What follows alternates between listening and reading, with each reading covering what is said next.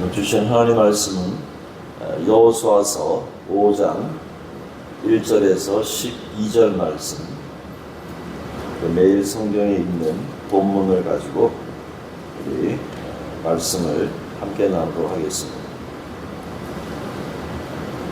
여호수아서 5장 1절에서 12절 말씀.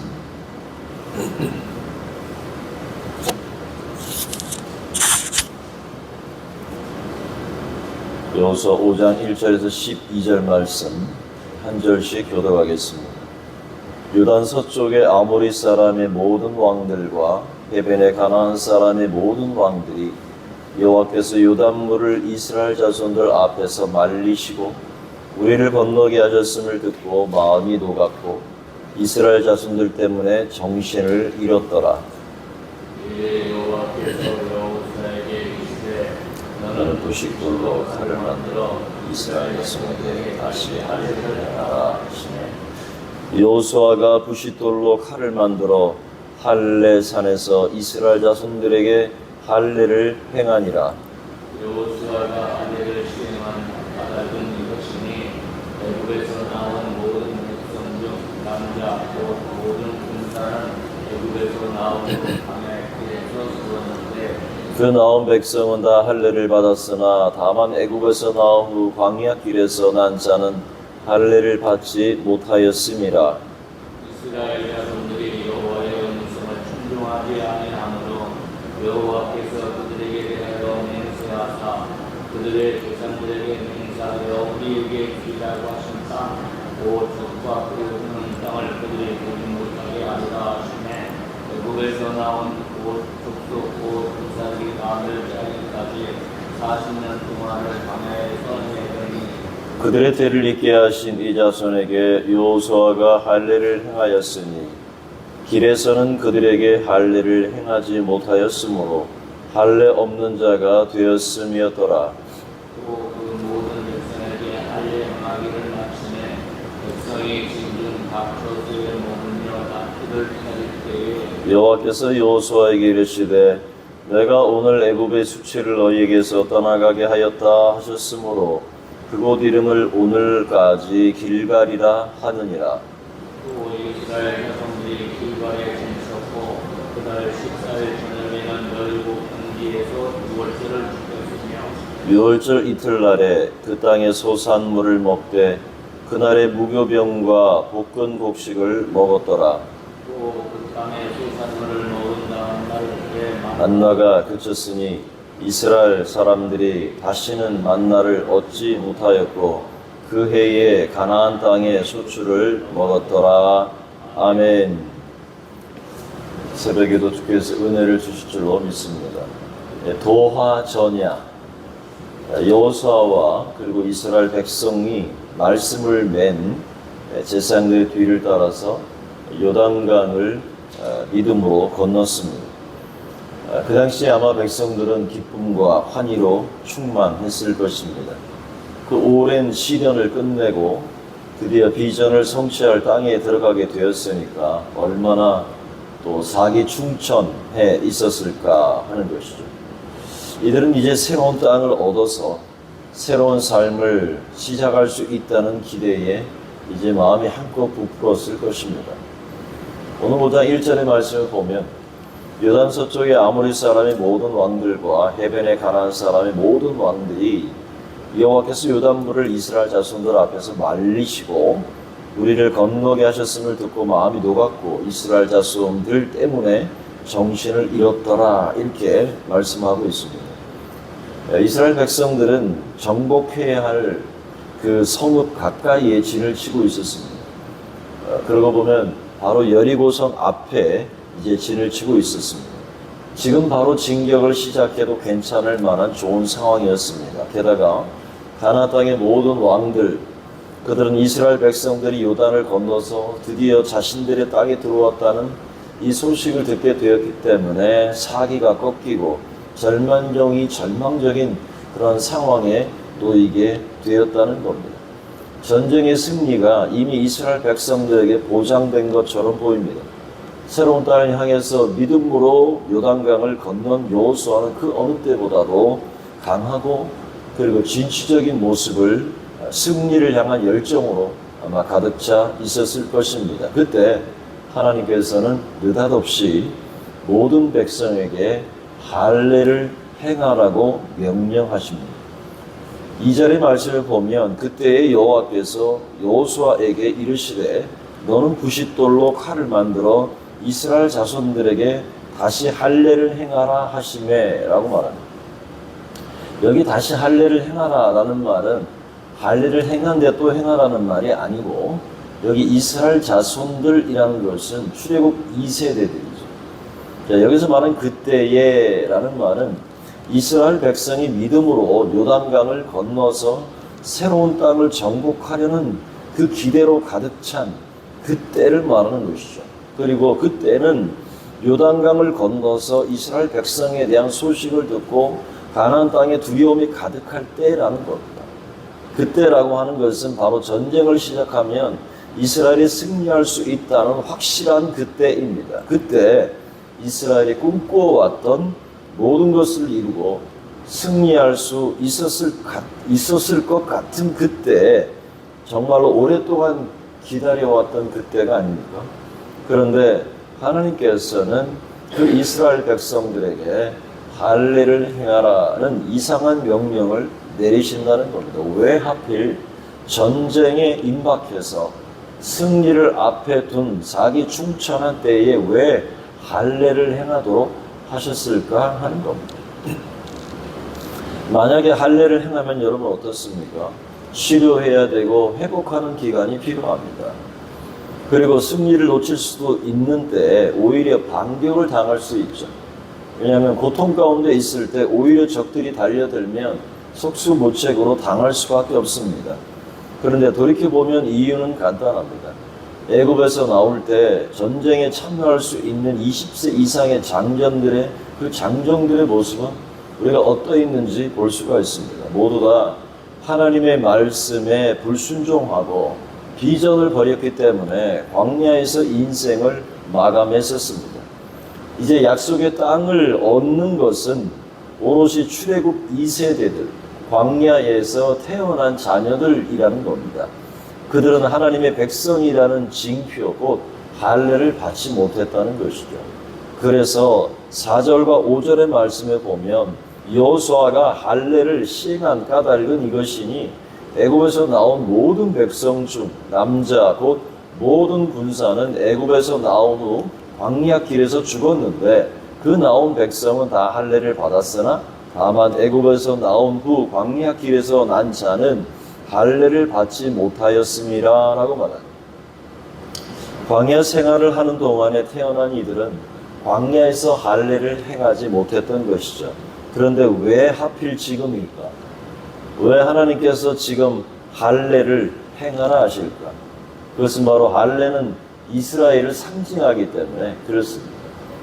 남성의 생식기 포피의 일부를 잘라내는 의식은 사실 창세기 17장에서 하나님과 아브라함 사이에 맺었던 그 언약, 다시 말해서 15장의 언약을 하나님이 말씀하셨지만 16장에서 아브라함이 사라가 아니라 하갈을 통해서 얻은 이스마엘 때문에 하나님이 17장에서 진노하셨죠. 진노란 다름이 아니라 13년 동안 침묵하십니다. 그때 나타나셔서 아브라함과 언약을 갱신하실 때 말씀하신 것이 뭐냐면 이름을 바꾸는, 아브라함이 아니라 아브라함이라고 해라. 사레가 아니라 이제는 사라라고 해라. 또 하나 여기 할례를 행하라는 것입니다.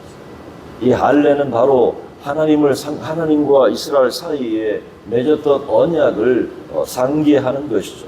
당시에 아브라함의 집의 모든 남자, 자손과 그 집안에 있는 남자는 노예와 자식들까지 포함해서 모두 할례를 받아야 했습니다. 할례는 이방인과 구별되는 의식이었습니다. 그것은 곧 이스라엘의 정체성과도 같았던 것이죠. 그렇기 때문에 요단강을 이제 막 건너서 자기가 충천하고 가나안 사람들의 마음이 녹아내리는 상황에 그 전쟁을 수행하며 당연히 승리할 수 있는 상황이라 할지라도 분명한 하나님의 백성으로서의 정체성은 그 무엇보다 앞서야 했던 것이었습니다. 모든 싸움에는 규칙이 있습니다. 그 규칙을 어기면 결국 패하게 되고 버림받고 사람들에게 손가락질을 당하죠. 여기에 그리스도인의 삶이 얼마나 중요한가, 그리스도인의 정체성이 얼마나 중요한가를 깨닫게 됩니다. 순리를 따르라, 진리를 따르라, 규칙을 따르는 거죠. 명령과 규칙을 따라 걸어야 하는 것이죠. 막 요단강을 건너온 백성들, 그들 상황 속에서 지금처도 승리를 보장받을 수 있지만 그것보다 중요한 것은 하나님의 질서와 그 명령을 따라 진행되어야 한다는 사실입니다. 할례를 명령받은 이스라엘 백성들은 그 불순종으로 인해서 약속의 땅에 들어가는 비전을 이루지 못하고 모두가 광야에서 죽은 사람들의 자손입니다. 6절의 말씀에 보면 이스라엘 자손들이 여호와의 음성을 청종하지 아니함으로 여호와께서 그들에게 대하여 맹세하사 그들의 조상들에게 맹세하여 우리에게 주기라고 하신 땅 곧 젖과 꿀이 흐르는 땅을 그들이 보지 못하게 하리라 하시매 애굽에서 나온 족속 곧 군사들이 다 멸절하기까지 40년 동안을 광야에서 헤매었더니라고 과거를 역사를 기억하고 있습니다. 그들의 조상들은 가나안 땅을 약속받았음에도 불구하고 불순종의 삶을 계속해서 결국은 그 땅에 들어가지 못했죠. 마찬가지로 요단강을 건넌 이 백성들이 전쟁에서 승리해서 새로운 땅을 얻는다 할지라도 이들이 하나님의 백성이라는 그 정체성을 잃어버리고 하나님께 순종하는 삶을 버린다면 광야의 조상들과 다를 바가 없다는 겁니다. 따라서 당장 손해보는 것 같아도 하나님의 정체성을 잃지 않고 하나님의 명령을 따라서 선하고 올바른 방법에 순종하는 것이 오히려 하나님의 뜻을 이루는 일이고 나아가서 약속의 땅을 정복할 수 있는 것이란 겁니다. 여러분, 여호수아는 이제 할례를 시행합니다. 5장 7절에 보면 그들의 대를 잇게 하신 자손에게 여호수아가 할례를 행하였으니 길에서는, 여기 광야 길이죠, 광야의 길에서는 그들에게 할례를 행하지 못하였으므로 할례 없는 자가 되었음이었더라 라고 말합니다. 여호수아는 요단강을 건너 가나안 땅에 들어가 길갈이라는 곳에 진을 쳤습니다. 여호수아는 모든 이스라엘 백성들에게 할례를 행했습니다. 이제 이스라엘 백성들은 가나안 땅을 하나님의 나라로 만드는 비전을 이루기 위해 정신적인 무장을 확고히 했다는 것입니다. 그런데 이 길갈이라는 단어가 무슨 의미냐면 굴러간다라고 하는 의미입니다. 길갈의 뜻이 그렇습니다. 이는 죄악에서 방황하던 모든 수치스러운 삶이 굴러간다, 사라진다, 진정한 하나님의 백성이 되었다는 뜻을 내포하고 있습니다. 그래서 그 땅을 길갈이라고 명령하고 그 길갈에서의 수치스러운 삶이 다 사라졌다, 이렇게 표현하는 것이죠. 할례는 곧 애굽에서 종으로 살았던 과거, 죄의 종으로 살아가던 그 모든 수치를 떠나게 하는 하나님의 조치였다는 것이죠. 할례는 바로 그런 것이었습니다. 그래서 8절과 9절에 그 모든 백성에게 할례 행하기를 마침에 백성이 진중각 초소에 머물며 낫기를 기다릴 때에 여호와께서 여호수아에게 이르시되 내가 오늘 애굽의 수치를 너희에게서 떠나가게 하였다 하셨으므로 그곳 이름을 오늘까지 길갈이라 하느니라 그랬습니다. 이제는 더 이상 애굽의 수치를 붙들고 살 수는 없습니다.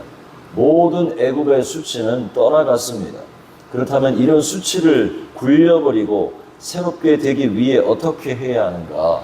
첫 번째로 그것은 유월절을 지키는 것이었습니다. 새롭게 할례를 받은 이스라엘 백성은 이제 유월절에 참여할 수가 있습니다. 10절의 말씀에 보면 또 이스라엘 자손들이 길갈에 진쳤고 그달 14일 저녁에는 여리고 평지에서 유월절을 지켰다라고 말합니다. 그런데 유월절은 이전의 유월절과는 좀 다른 것 같습니다. 다른 겁니다.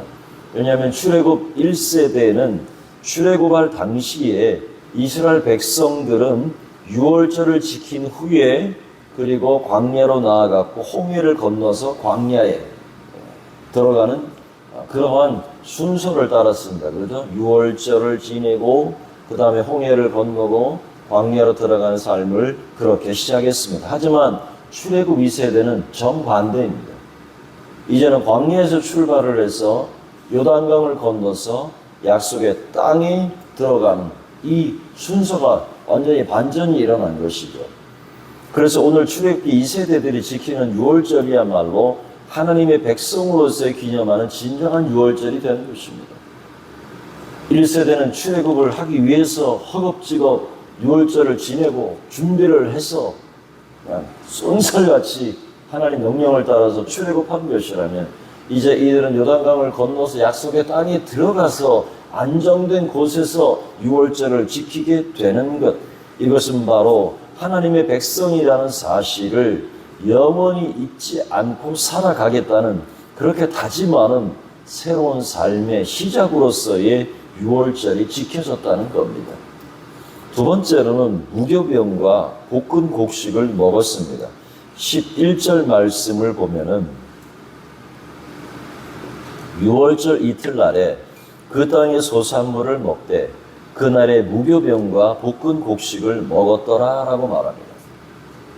여러분, 무교병과 볶은 곡식은 가나안의 주식입니다. 가나안에서의 먹어야 할 음식인데 이스라엘이 광야에서 먹은 음식은 뭐였습니까? 만나였습니다. 그런데 하나님께서 드디어 무교병과 볶은 곡식, 가나안 땅에서의 있는 음식을 먹으라는 이야기를 시작합니다. 하나님께서는 유월절 이틀날부터 일주일 동안을 무교절로 지켜서 누룩 없는 빵과 쓴 나물을 먹으면서 애굽에서 나오던 때를 기억하게 하셨다는 겁니다. 무교병이라고 하는 것은 누룩이 없는 떡으로서 맛이 없습니다. 부풀지도 않습니다. 굉장히 딱딱합니다. 먹기가 나쁩니다. 그런데 이 무교병은 바로 고난의 떡을 상징하는 겁니다. 무교병을 먹으면서 하나님의 구원과 자신들이 당한 고난을 상기했던 겁니다. 이스라엘 백성이 누룩 없는 떡과 볶은 곡식을 먹은 것은 어떤 의미일까? 이것은 바로 그들이 하나님의 구원을 감사하며 애굽에서 애굽한 것을 감사하면서 깨끗하고 정결한 삶을 살아갈 것을, 다시 말해서 정결한 삶의 모습을 바로 무교병과 볶은 곡식을 먹으면서 다짐했다는 것입니다. 마지막으로 만나 대신에 그 땅의 음식을 먹었습니다. 12절 말씀에 보니까 그 땅의 소산물을 먹은 다음 날에 만나가 그쳤다라는 것이죠. 이스라엘 사람들이 다시는 만나를 얻지 못하였고 그 해에 가나안 땅의 소출을 먹었더라. 드디어 광야는 끝났습니다. 여호수아와 갈렙을 제외한 광야 세대는 모두 광야에서 죽었습니다. 이제 이스라엘의 식생활 변화는 유월절부터 시작됩니다. 유월절을 지낸 다음에 그들이 먹어야 될 음식은 이제 땅으로 들어가는 마지막 이 전환의 순간부터 시작이 된다는 겁니다. 다시 말해서 이것은 하나의 상징이죠. 그 땅의 소산물을 먹은 다음 날에 광야 음식이 완전히 그쳤습니다. 이제부터는 오랫동안 약속되었던 약속의 땅 안에서의 음식을 먹고 거기서 살아야 한다는 결과를 얻게 된 겁니다. 광야의 방향을 끝내고 방황을 끝내고 약속과 비전의 땅에서 하나님의 영광을 위해서 살아갈 것을 원하셨던 것이죠. 이제는 그 약속의 땅에서 하나님의 영광을 위해 너희가 어떻게 살아야 될지, 다시 말해서 거듭난 하나님의 백성으로 신약에 생각해 보면 그렇게 미성숙한 삶을 이제는 살지 말고, 더 이상 미성숙한 삶은 아무것도 이룰 수 없기 때문에 아무런 의미도 없는 삶의 결과를 낳게 되기 때문에 이제는 완전히 유월절을 시작으로 자신의 생활 패턴과 그 땅에서의 하나님의 정체성을 가지고 너희들이 이제부터는 살아야 된다라고 하는 것을 하나님이 이스라엘의 출애굽 2세대에게 여호수아를 통해서 명령하고 계신 겁니다. 이 말씀을 맺겠습니다. 그럼 오늘 길갈에서 할례를 행한 이야기는 과거 애굽의 수치를 굴러가게 하신 조치였습니다.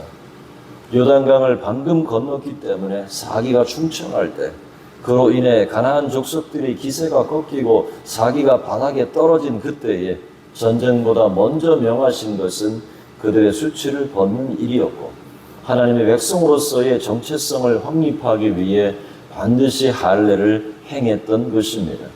모든 것에는 법과 규칙이 있습니다. 그리고 순서가 있습니다. 우리는 하나님의 뜻보다 앞서 가지 말아야 합니다. 인간적인 눈으로 볼 때 우리의 판단이 옳다고 이길 것이라고 확신을 해도 무엇보다 중요한 것은 말씀의 원리와 원칙을 따르는 삶을 살아내야 한다는 것입니다. 6월절은 광야에서 요단강을 쳐서 약속의 땅에서 드리는 완전한 의식입니다. 광야에서 요단강을 거쳐 약속의 땅에서 드리는 그 완전한 의식. 우리는 6월절 어린 양의 피를 힘입어서 죽었던 영이 살아나 중생한 하나님의 자녀들입니다. 우리는 하나님의 자녀라는 정체성을 잊지 않고 하루하루를 한 해를 그렇게 살아내야 할 줄로 믿습니다. 그래서 무교병을 먹으며 애굽의 고난을 상기했던 것처럼 허물과 죄로 죽었던 그 과거의 아픔과 무너진 삶과 옛사람의 모습을 다 벗어버리고 겸손한 마음으로 주님의 고난을 기억하며 정결하고 성결한 삶을 살아가야 할 줄로 믿습니다. 만나를 먹던 미성숙한 삶을 벗고 그 땅의 소산물을 먹듯이 먹든지 마시든지 무엇을 하든지 우리가 다 이 땅에 사는 동안 하나님의 영광을 위해서 희생하고 섬기는 그 길갈에 성숙한 삶을 살아가는 저와 여러분 될 수 있기를 주님 이름으로 축원합니다. 존귀하신 하나님 아버지, 은혜와 사랑을 감사합니다. 이스라엘 백성이 이제 요단의 강을 다 건너고 이제 승리와 기쁨과 환희에 차 있으며 요단 안에 있던 그 가나안 족속들은 두렵고 떨림으로 사기가 바닥에 떨어진 그때 이제 들어가기만 하면 그 모든 전쟁에 승리할 수 있음에도 불구하고 하나님은 백성들에게 할례를 요구하셨습니다.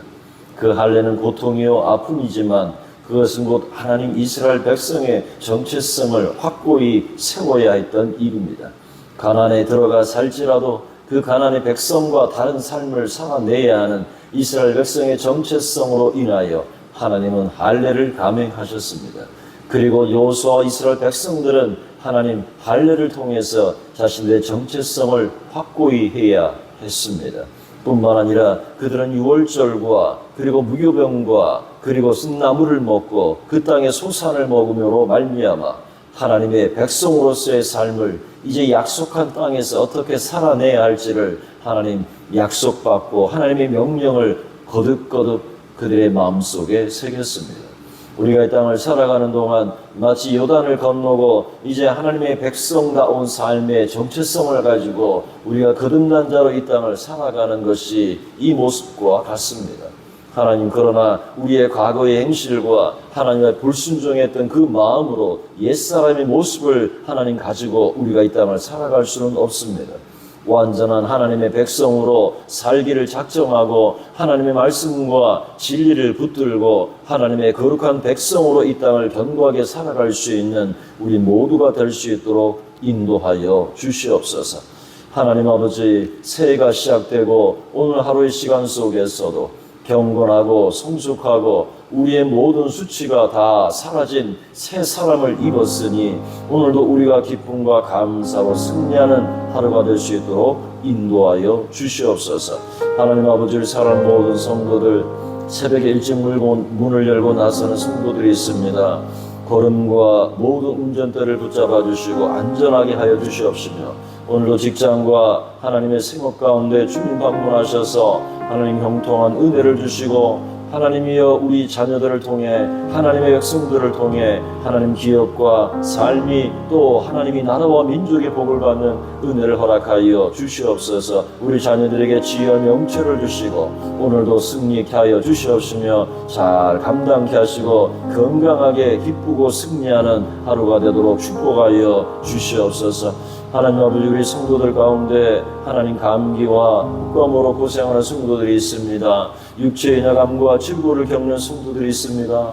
하나님께서 만져주시옵시고 시간의 감선을 발하여 주셔서 온전히 회복될 수 있도록 인도하여 주시고, 떨어진 면역력도 회복되게 하시고, 무너진 모든 하나님 육체의 질서가 예수의 피의 능력으로 성령의 치료하는 역사로 온전하게 회복되고 온전케 하나님 질서가 잡힐 수 있도록 축복하여 주시기를 원합니다. 그것이 오래가지 않고 속히 회복되는 역사를 통해서 강건하게 하여 주시옵소서. 감사하고 우리 주 예수 그리스도의 이름으로 기도하옵나이다. 아멘.